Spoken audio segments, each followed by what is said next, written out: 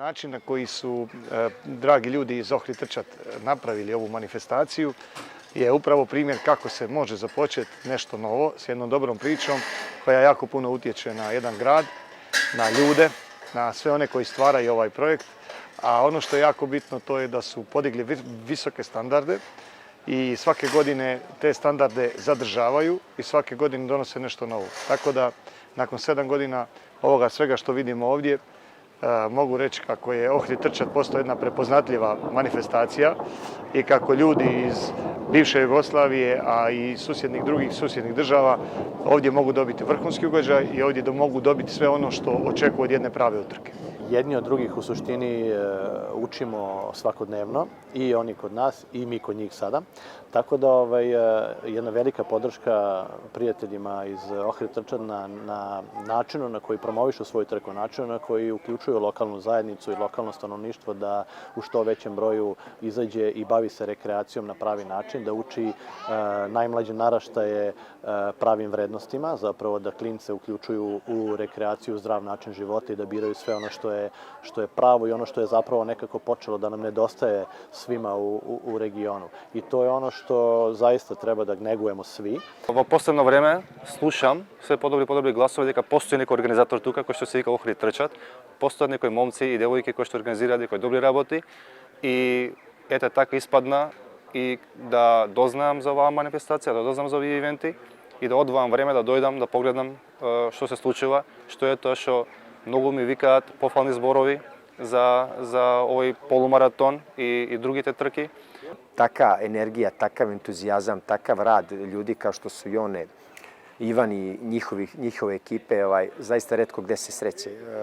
Ja sam previše dugo, u stvari, da li to previše ili nije, meni nije, ali već kad vam kažem da sam skoro 40 godina u trčanju, atletici, onda vam je sve jasno koliko sam u svemu ovoj, koje sam sve procese, koje je ovo trčanje i trkačka zajednica od početka nekih maltene gde je bilo 2 trke i gde danas ima maltene za vikend 5 do 10 trka u regionu, u Srbiji, da ne kažem, znači širi se i neke druge trke, ne samo ulične trke i maratoni i polumaratoni.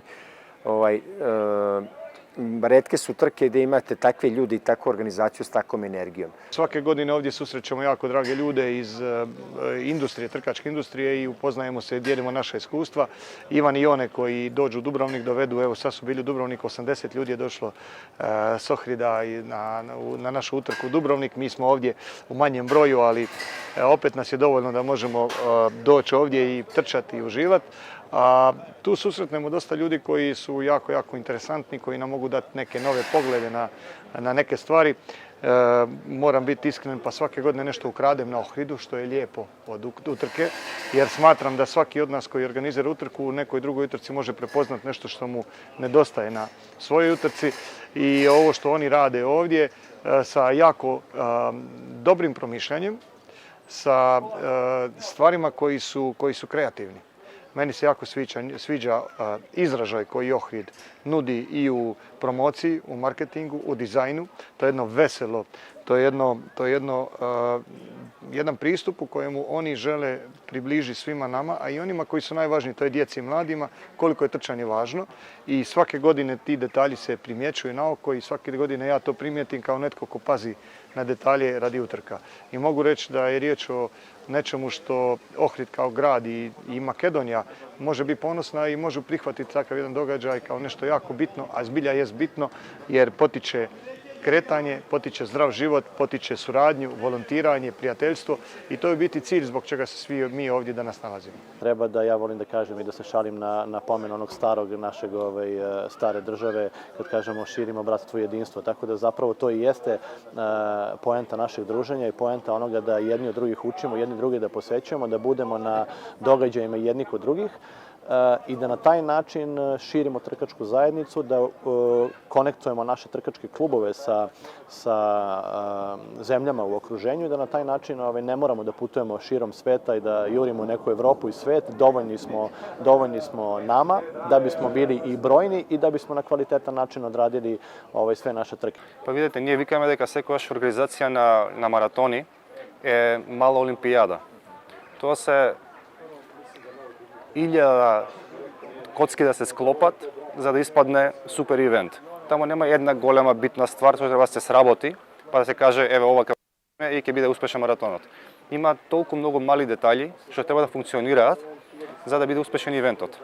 И исто како што се организира Олимпијада, организацијата на маратоните е мала Олимпијада во смисла дека ако маратонот функционира, тоа значи дека градот функционира. Што значи дека функционираат државните градските институции, функционира брза помош, функционира полиција, функционира јавен превоз, функционира пожарникарски услуги и сите други работи. Така да целиот тој склоп прави еден успешен маратон. Кон тоа се предодават и некои забавна програма за дечиња, аспект на здравје, се работи, тоа е волонтаризам, тоа е многу и тие поочигледните работи, ама во позадина тие многу луѓе што не приметуваат се сите тие услуги што се обезбедени од страна на организаторите за да има успешен ивент. Тркачите што претежно ценат се убави медаљи, убави мајци, убаво пиво може или некои такви, како се вика, tangible ствари. Меѓутоа има многу услуги во позадина, како што се складирање на пресоблакување на ствари, безбедност на трасата, услуга на прва помош, други советувања за подобро здравје и сите тие работи кои што се помалку ценети, а заслужуваат поголем простор.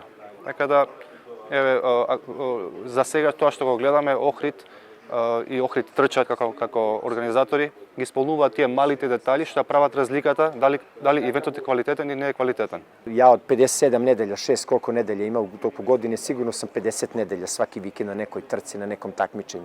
Tako da je nemoguće, opet vraćam se na priču koju sam pre par trenutaka rekao, puno je trka, puno dešavanja svaki vikend.